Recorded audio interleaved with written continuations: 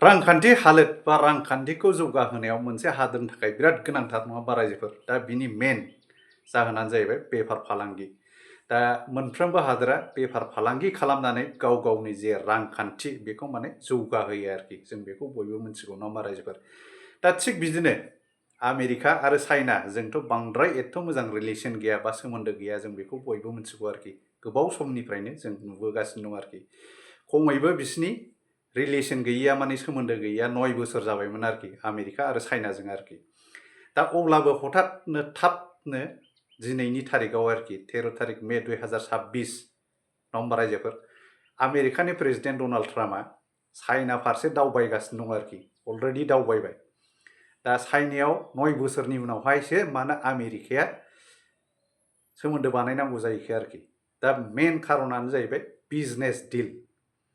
दा चाइनाजों जिहेतु बिस्रा बिजनेसा अनेक गोबाव सम 9 बोसोरसो जाबायमोन आरोखि सोमोन्दो गैलायैया। दा बेखौ मोनसे रिएक्टिभेट मोजां मोनसे सोमोन्दो लाखिफिननो बेफार फालांगि खालामनानै मोनसे रांखान्थि हालोदखौ मोजां मोनसे पर्जायाव लाबोनो बेखौ नोजोर बोनानै बिथाङा चाइना फारसे दावबायलायबाय आरोखि। दा ओरैबायदि इन्ट्रेस्टिं आरोखि। दा मेन जे माबा बेफार फालांगिनि आयदाफोर मा जागोन बाहाय? दा बाहाय बिसोरो मोननै हादोरखौ लाफानानै मा बेफार फालांगि खालामजायो बिनि सोमोन्दै रायलायगोन आरोखि। मोनसेया जाहैबाय दा सोलिबाय थानाय दावहा इरान आरो आमेरिका। इराननि केपिटेलाथ' तेहरान नङा होमबा रायजोफोर? ओमफ्राय ओरै ताइवान।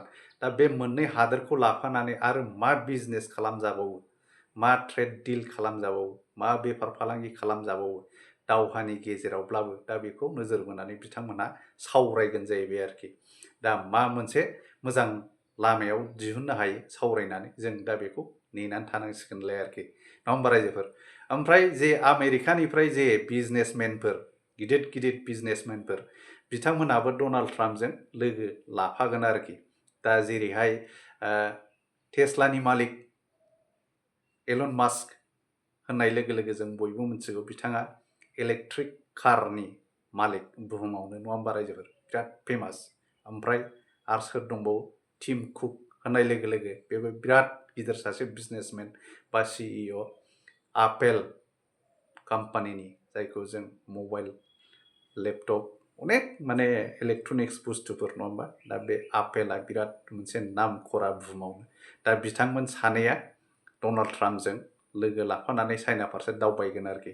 दा बिथांमोनहाबो बिजनेसनि सोमोन्दै रायलायफागोन आरोखि।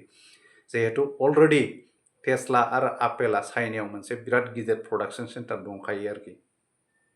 दा चाइनाया ओरैबायदि माने मार्केटआ ओरैबायदि गिदिर दा ओंखायनो बिसोरो दा जे मार्केटआ मोजां बा गिदिर जायो दा बिनि थाखाय बिसिनि प्रडाक्शना मोजां जायो। ओमफ्राय फानलाय बायलाय माबाया मोजां जायो। दा बिनि सोमोन्दै बिसोरबो बाहागो लाफागोन आरोखि। बिनि सोमोन्दै अनेक कम्पानिफोरनि CEOफोर बिसोरबो थांफागोन।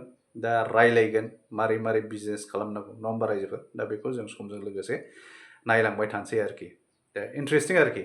ओमफ्राय जे आमेरिकाया बावैसो सिगां आरोखि भेनेजुलाखौ जे कब्जा खालामनानै लादोंमोन बिसोर गावसिनि आखायाव। दा बेखौ बिसोरो भेनेजुला जे कान्ट्रिखौहाय गावसिनि 51 स्टेट आमेरिकानि स्टेट हिसाबै गनायनानै लाबाय आरोखि। दा बेबो मोनसे मिथिनो गोनां मोनसे आयदा जाहैबाय आरोखि। ओमफ्राय बुहुमावथ' ओरैबायदि सोलिबाय थायो अबेबा कान्ट्रिया माने गोदान जिनिसफोर दिहुनो।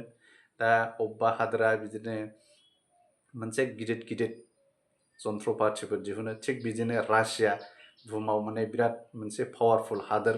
दा बिथांमोनहा मोनसे गोदान ICBM जायखौ जों होननानै मिथियो नङा होमबा रायजोफोर? मिसाइल टेस्ट खालामनानै साक्सेसफुलि लन्च खालामबाय आरोखि।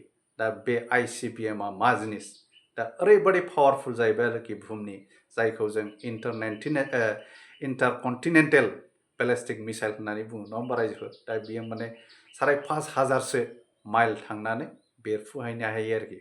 थारमाने बुहुमनि खना खनला जायगाफ्रावबो थांनानै बेरफुहैनो हायो आरोखि बे मिसाइला।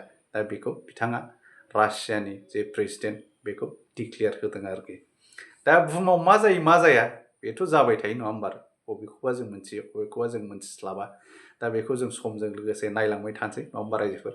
दा दिनैनि टपिकआबो बेनोमोन। दा नायजोबनायनि थाखाय गोजोननाय थाबाय। गोजोन्थों रायजोफोर।